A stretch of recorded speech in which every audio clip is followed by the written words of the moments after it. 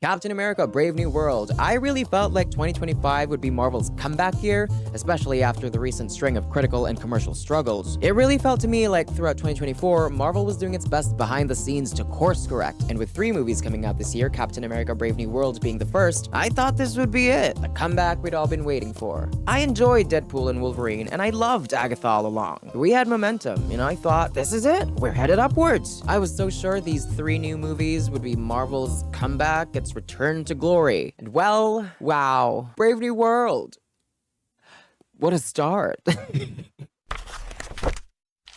This is Witch Alice, and welcome to another video. Listen, right off the bat, plain and simple, this movie is just as bad and as good as the average MCU movie. Forget the standout really good ones and think of the meh ones, because this is more of that. This is not one of the masterpieces of the MCU. It's not on Winter Soldier's level of quality. It's nowhere near as good as the first Iron Man. It's not even as good as the first Captain America. But, on the other hand, Brave New World is also not one of the dumpster fires of the MCU. It's not joining Quantumania or Secret Invasion. I'd say that Brave New World is not as bad as Thor: The Dark World, but I haven't seen that one in a while, and honestly, I'm not so sure. Of course, I am a Marvel fan, so there are still parts of this that I enjoyed, but on the whole, there were a lot more bad and boring choices in this movie than there were entertaining ones.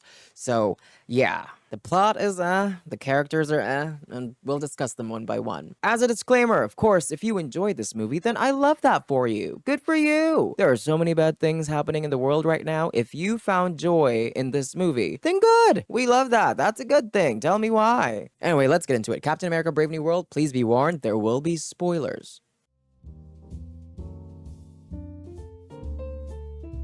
Captain America: Brave New World is about Sam Wilson, who, after the events of Endgame and Falcon and the Winter Soldier, is now the MCU's Captain America. While operating as Captain America, Sam is aided by Joaquin Torres, the new Falcon, and also being trained by Isaiah Bradley. Sam, Joaquin, and Isaiah attend an event at the White House after being invited by President Ross, now played by Harrison Ford, and at the event, Isaiah, along with other men in the crowd, suddenly start attacking President Ross. So there's an assassination attempt on the president by Captain America's friend. Captain America, as you would expect, has to investigate it. Hilarity ensues. I get what they were going for. I see the concept, I see the vision. They wanted this grounded thriller similar in tone to Captain America: The Winter Soldier, but it just did not work for this one. Now that I think about it, actually, this movie does share a lot of its story beats with the previous Captain America films. Hear me out.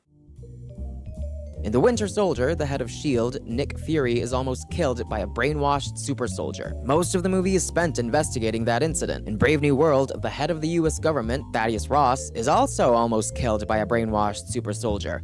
And most of the movie is also spent investigating the incident. Head of a powerful organization, almost killed by a brainwashed super soldier. Let's investigate this. In Civil War, Captain America's friend, Bucky, is framed for killing the King of Wakanda. Captain America disobeys the government and risks himself by conducting an investigation to clear his friend's name. In Brave New World, Captain America's friend, Isaiah, is also framed for attempting to kill the US president. Captain America also disobeys the government and risks himself by conducting an investigation to clear his friend's name. Captain America's friend, framed for killing or attempting to kill a world leader. Cap disobeys government to clear the friend's name. I'm not really mad at these similarities, though. Franchises and sequels use thematic motifs all the time. Maybe Marvel considers these as important themes to the core of the Captain America franchise. Kinda like how rubber masks and Ethan protecting his friends and loved ones are the mainstays and thematic cores of the Mission Impossible franchise. So I'm not mad that these story beats show up again in Brave New World, but I am frustrated. I'm frustrated because what this shows us is that these story beats, brainwashed super soldier, Captain America conducting an investigation to save a friend, we know, based on previous movies, that these story beats can work because they worked in Winter Soldier and they worked in Civil War. These story beats helped make great movies in the past. But now you're using them again, but you're making a worse movie. You're just giving me a worse version of the same thing you've given me before. How is that gonna be fun for me? They tried to take everything that made the previous Captain America films work and put it here, and I don't think that's a bad idea. If it worked in the past, and if it's what people expect to see in a Captain America film, then yeah, let's do that. But they just fumbled the execution.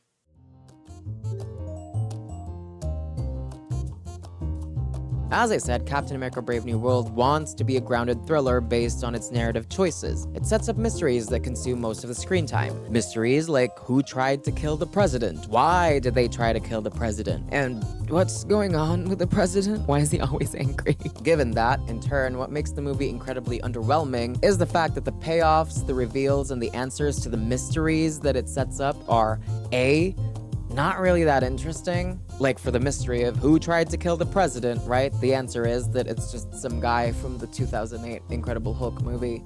That's the answer. Mind blown. And B, for the answer to what's going on with the president, already majorly spoiled in literally every piece of marketing for the movie. You can't really work as an exciting thriller. You can't really be a movie whose plot is majorly driven by mysteries and reveals if the reveals are not that interesting, or if the reveals are already revealed by you in the marketing. That's not how it works. I know a lot of things changed in the production of this movie. There were reportedly a lot of reshoots, but if you watch the movie based on the story structure, it really feels like the Red Hulk reveal was supposed to be a mystery. It feels like it wasn't supposed to be in the marketing. The whole film builds up to it, right? It's like, oh, what's going on with the president? He's taking these pills and he's always irritated and yelling. Oh no, what could it be? What's going on with him? The whole film really leads into it as this big, giant, what's happening? And the impact of the reveal is just significantly weakened because we all already know what the reveal is. He's becoming the Red Hulk. It's right there in the poster. It just would have made the movie a lot more interesting, and it would have gotten us more invested in the mystery of what's happening with the president if that reveal wasn't spoiled in the trailers and posters. Although having seen the film, I do realize now that marketing would have been significantly weaker and less impactful if Red Hulk had been excluded from it entirely. There's not really another part of the movie that's as marketable as Captain America versus a red version of the Hulk, so I understand them. Back to the uninteresting reveal. A large part of the first half of the movie is investigating who tried to kill President Ross, right? The movie sets it up as this big giant reveal, and then you get to the reveal, you find out who it was that tried to kill the president, who the bad guy is, and essentially it's just some guy that Thaddeus Ross treated terribly, and he just wants revenge. That's not that interesting. Yeah, he was in the Incredible Hulk, but that's like only interesting for 3 seconds. When they revealed him, I was like, oh, wasn't he in the Incredible Hulk? And then the movie kept going, and I was just like,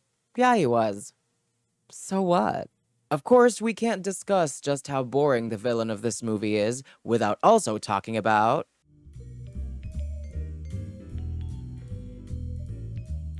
I like Sam Wilson. Anthony Mackie brings such a charming energy to the role, but I really wish that Marvel gave us more in terms of Sam's character. The previous Captain America movies showed us Steve's character pretty well. Steve jumping on top of a grenade, Steve supposedly being the good boy, Boy Scout, follow the rules kind of guy, breaking laws and disobeying governments to do what's right. Those movies knew who Steve Rogers was, and they did such a great job at putting him in situations that developed and revealed his character. Marvel hasn't really done much of that for Sam yet, especially not in this movie. Hear me out. In Winter Soldier, there are two big, plot-relevant things that are significant to Steve Rogers. The Winter Soldier, Bucky, being his close friend who he thought died on a mission decades ago. Of course, this makes Bucky more than just some random villain. He's someone close to Steve whom he tried to protect but couldn't. So, in a way, Bucky not only represents Steve's past life in the 40s as his friend, but also as someone he failed. Saving Bucky now is Steve also making up for his failure from all those years ago. He couldn't save Bucky then, so he's saving him now. It's making up for a past mistake that has haunted Steve all these years. And then the reveal of S.H.I.E.L.D. being Hydra, which is also important to Steve because 1, Steve's been working for S.H.I.E.L.D. all this time and he thought S.H.I.E.L.D. was on the side of protecting people, and surprise, surprise, they're the bad guys. And 2, because Hydra is the organization Steve dedicated his life destroying. The fact that they're still around potentially means that all the fighting he did in his life was wasted. Well, you seem pretty chipper for someone who just found out they died for nothing.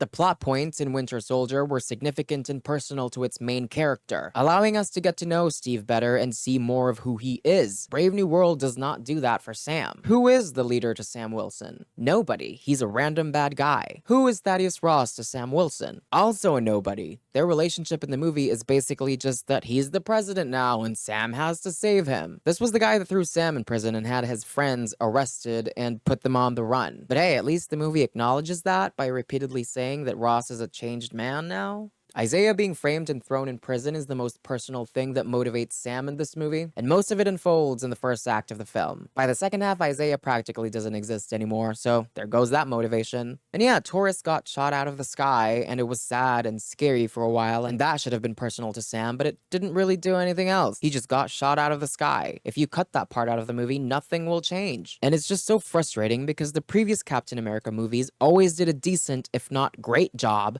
at choosing strong thematic and personal motivations for its main character. Steve has to stop Hydra and Winter Soldier not only because they are bad and they are killing people, but also because they are everything he ideologically stands against. Cap is about freedom and justice, and that's what Hydra wants less of. In this movie, Sam has to save the day simply because he just has to, because big, red, angry thing is dangerous to people. And while an interesting movie can definitely be made out of that concept, this isn't that movie. Sam's motivation by the end is not personal, it's not ideological, and there's barely anything thematic about it. I mean, it's personal because it's about being a hero and saving the day, and Sam wants to be a hero and wants to save the day, but that's really so bland and generic. On a final note, though, I did think that I would hate the vibranium wings that they gave him, and I didn't. The vibranium wings that released energy, I thought that would bug me, and I thought that would be annoying, but I actually thought it was fine. They didn't overuse it, so I didn't hate them.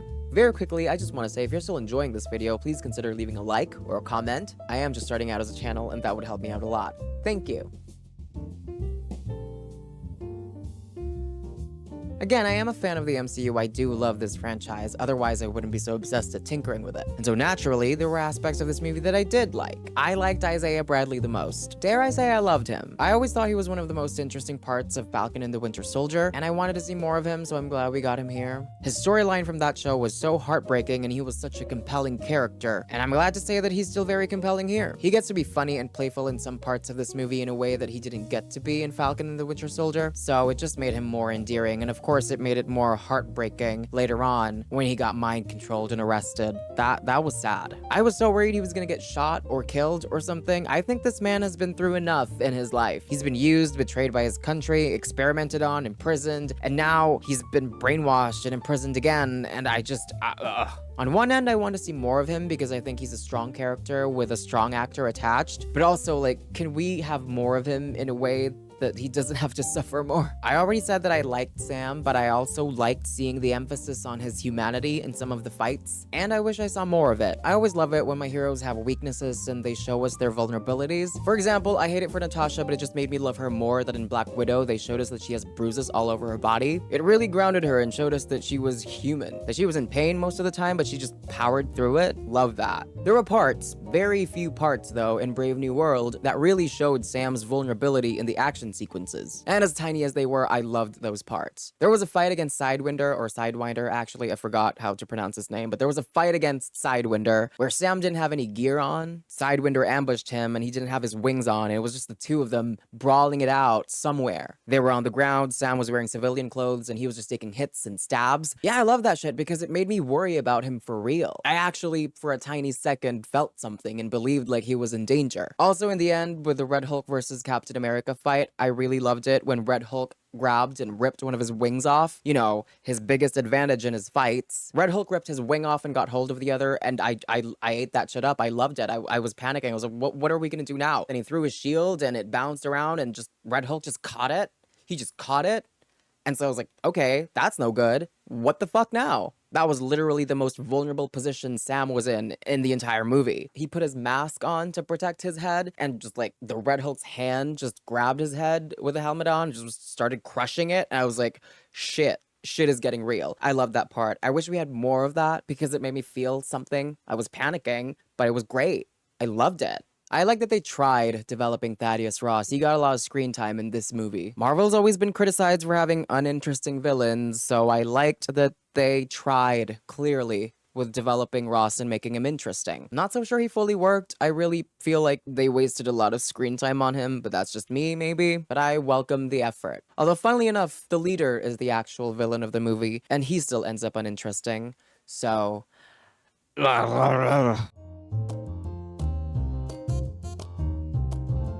Alright, I already talked about the story and the villains, so let's hit the supporting characters. Taurus, Ruth, Layla, they aren't really that compelling or interesting, but at least Taurus and Layla work well enough for their parts in the movie. Ruth, on the other hand, she's just bad. She's just a bad character. There's reportedly been a lot of reshoots involving her character, and with how she is in the final cut of the movie, she just felt unnecessary. Like, she didn't need to be there at all. I feel like Layla could have done all the things Ruth did in this movie, so I don't know why they didn't do that. And it really bugged me how they said that Ruth was a former Black Widow, but it took so long for her to think of mind control as a possible answer to the assassination attempt of the president. Like, Sam was telling her Isaiah's a good guy, he couldn't have done this, and she was like, no, he did it, he's got the motive. And it's like, girl, you're a former Black Widow. You were literally a mind-controlled assassin. This incident had multiple men randomly shoot at the president, and they say they don't remember any of it, and you really had to conduct an investigation. You really had to sit down your computer and check the surveillance footage to even think of mind control as a possible answer. I don't know, it was so frustrating for the movie to spend minutes investigating that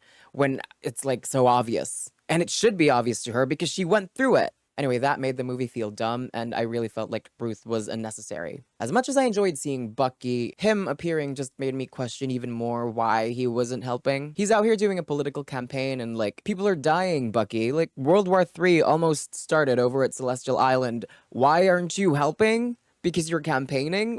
What? They better have a good reason for that, because it just felt weird. On another note, I also felt that there was a missed opportunity for a thematic thread here. As I previously complained about, Sam barely had any relation to the leader, and that resulted in a pretty bland movie. But let's take a look at the leader, shall we? He was an enhanced human who was held captive and used by Ross. Who else was an enhanced human that was held captive and used by the government? Isaiah Bradley. And what group was made out of enhanced or extraordinary individuals that the government held captive and tried to use? The Avengers. And who was a member of the Avengers?